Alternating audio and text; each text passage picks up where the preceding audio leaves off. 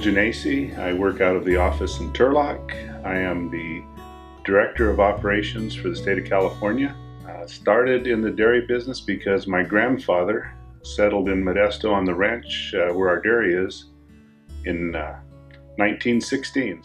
Mostly registered cows, about 70% registered, and the other ones, we've been breeding AI since 1951, I found out yesterday. A gentleman named Gene Anderson bred with fresh semen in our dairy, and then he eventually became an AWSS technician, and we used Gene for quite a few years. His son is Harry Anderson, who is our All-West trainer extraordinaire right now.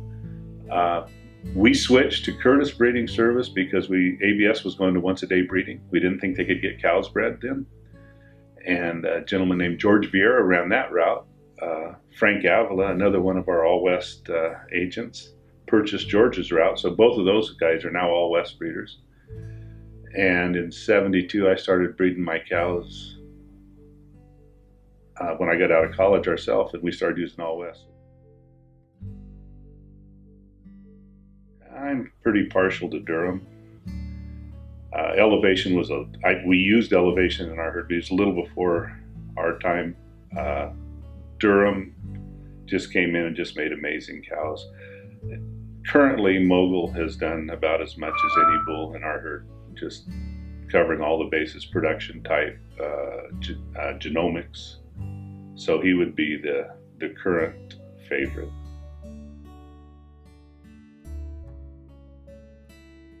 We've had a few bulls in AI. We've had some show-winning cows that we've owned in partnership with people. We've had some fun with the registered side of it, but basically we're commercial dairy.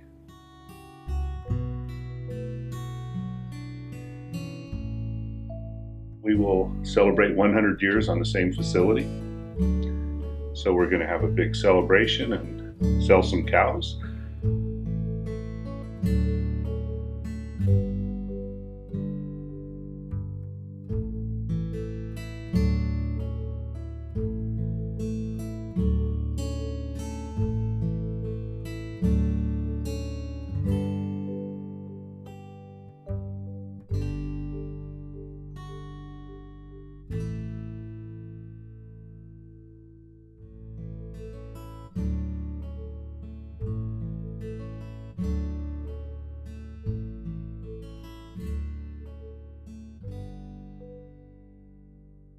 First real interaction with All-West was we purchased some semen from Bob Burton, the salesman, and it was actually produced by tri-state breeders in Wisconsin.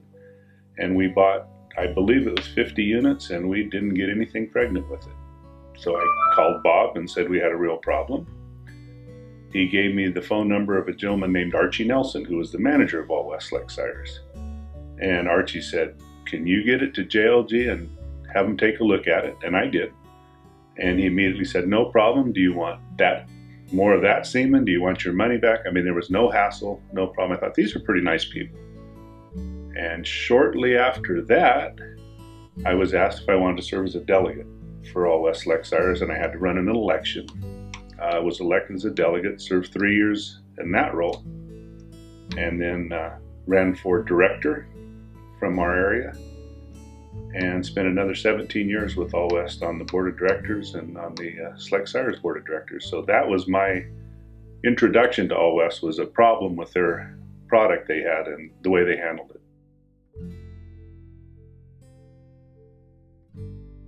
When I finished my term as president of Select Sires, Harold Catlin had become manager of All-West, and they purchased Superior Sires and started taking over the California operations. And Harold was traveling back and forth continuously. Spent an awful lot of time on the road. And he asked me to try to help him find somebody to manage this California end so he wouldn't have to be on the road so long. And we spent several months talking, and I couldn't find anybody that really fit what he wanted. And he, one day on a trip between Turlock and Lake Tahoe for a board meeting, convinced me that I could probably do this for a little while part-time And this story is a lot like Dick Chichester's story. That was just until they found somebody qualified to take it over, and ended up, I'm still here. Been here for 20 years now, and it was a challenge for a person that was just totally dairy to move into a different area of operation and work a lot more with people than I was used to working with. And so that was my biggest challenge. I'm still not sure I have a clue what I'm doing, but spend a fair amount of time trying to do it right. That I could share? I'd have to think about that. I know I've got some. The stories I can think of all involve people that probably wouldn't want me to tell them, so I'm just... Well, I do have one story. This is an interesting story. One year we went to the NAB convention in Kansas City, Missouri, and everybody was going to a Royals game. And Archie Nelson, our manager, Dan Ranney from Excelsior's farm, and myself hadn't signed up for the baseball game. So we went with the group and had dinner. Then we had to go sit out in right field, out in the bleachers. And the three of us sat there and we were enjoying ourselves, and three women sat right in front of us.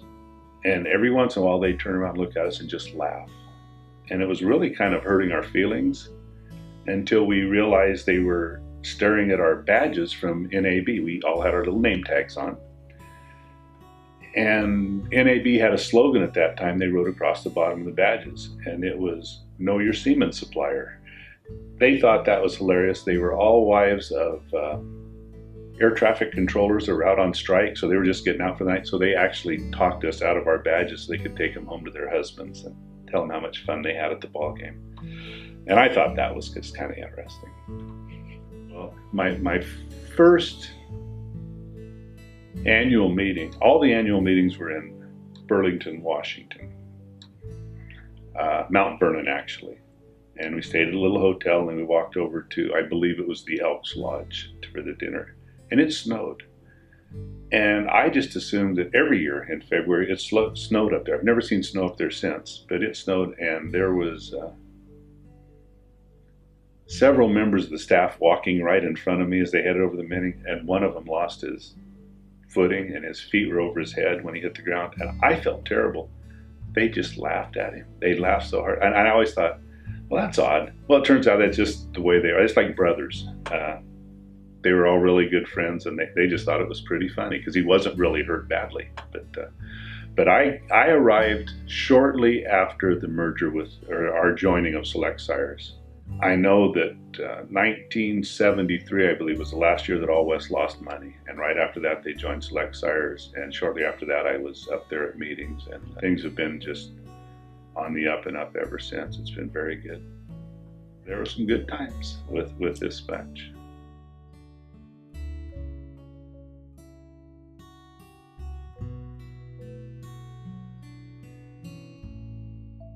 Yes, I had the opportunity to serve as president of the All West board, but probably the biggest accomplishment was an opportunity to serve as the president of the Select Sires board and get a chance to meet and work with a lot of just wonderful people from all across the country. That was way beyond my expectation. When I started, I just wanted to be a little more involved. This was way beyond what I thought would ever happen.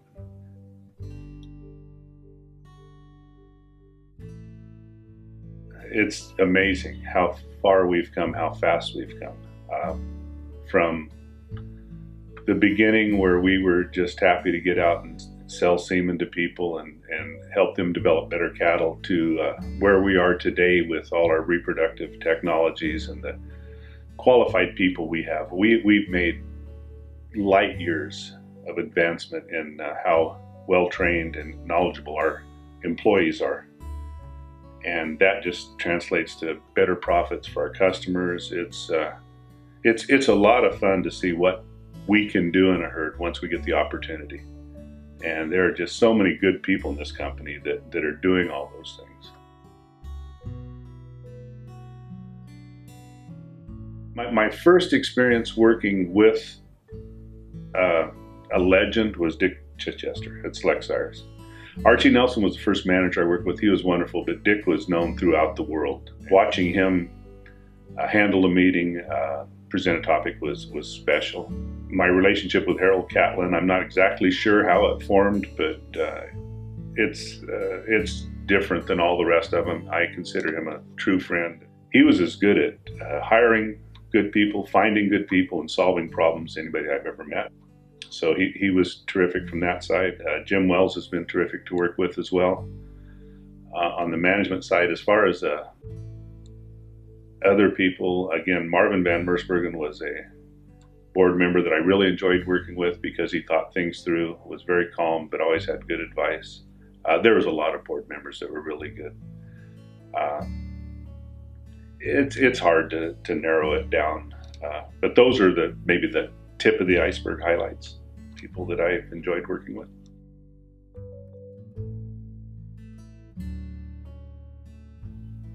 From the first day that I was a delegate, I got a chance to meet people from all over the West Coast.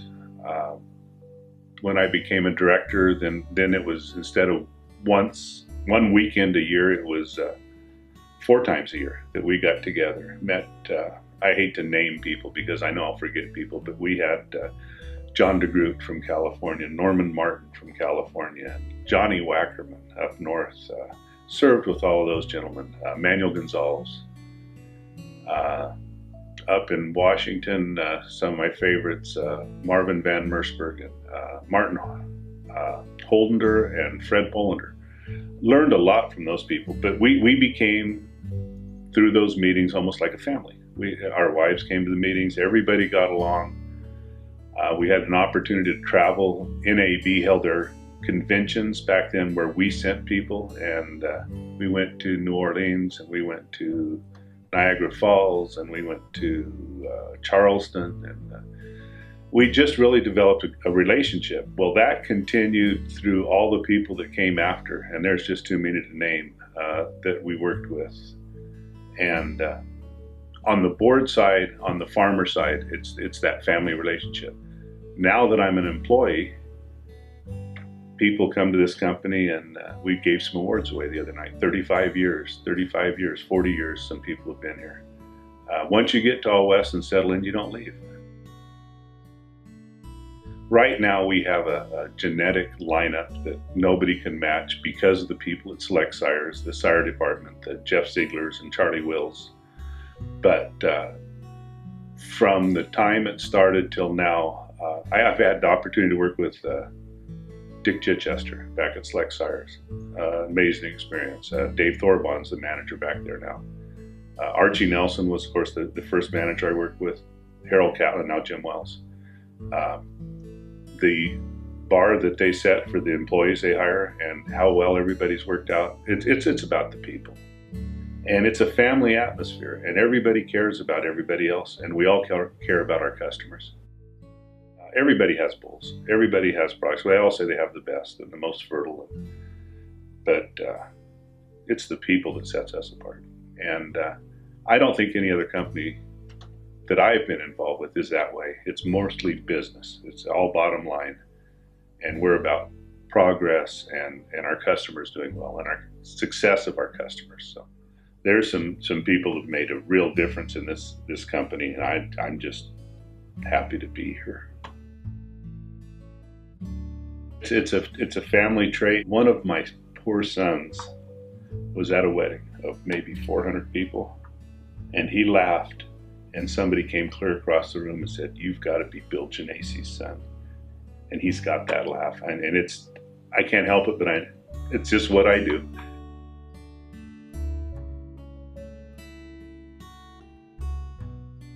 Boy, that's a loaded question. It depends on the dairy industry. Things are changing rapidly. Larger and larger dairies, fewer and fewer owners. I think we're going to have to be more and more service oriented. What we're doing now to help people achieve success in reproduction will have to be even more.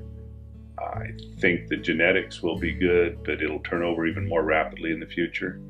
I don't know what new technologies like sex semen will come along, but there will be some. We just don't know what they are yet, and we need to be out in front of those things. And if the AI industry is going on in 75 years, and if the dairy industry is going on in 75 years, I fully believe that All West will still be in the front along with Select Sires. Well, basically between All West and still going to the dairy and grandchildren, that pretty much covers the gamut of my time. We have 8 most beautiful grandchildren in the world, regardless of what anybody else says. 4 boys, 4 girls. We try to get together as a family as often as possible, and that's a good portion of my time. I still enjoy wine tasting and looking for a nice wine when I can find one. That's my hobby. I don't play golf and I don't fish, but if you can get me up to wine country, I'm a happy camper.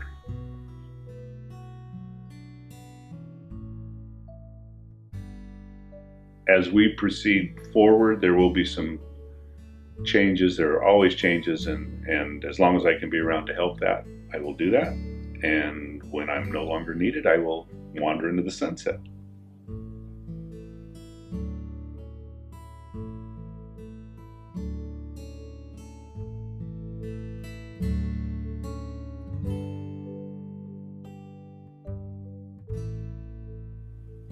Make sure you're doing what you like to do. Make sure you've got a little, I know it's an old saying, or it's an overused saying, a little passion for what you want to do. If you don't enjoy going to work, it will be the longest 40 years of your life. But if you enjoy what you're doing, you enjoy the people you're working with, what's the old saying? If you enjoy what you're doing, you never work a day in your life. Well, it's really true. And I've had the opportunity to work with terrific people, whether they're from Select Sires or All West employees or the dairymen we serve. Not every day has been rainbows and sunshine, but almost all of them have been. So choose your career wisely. Don't do it just for the amount of money you're going to make. Do it for something you really enjoy, and it'll go by so fast. I mean, it seems like I just started, and it's about time to step aside and let the next generation take over.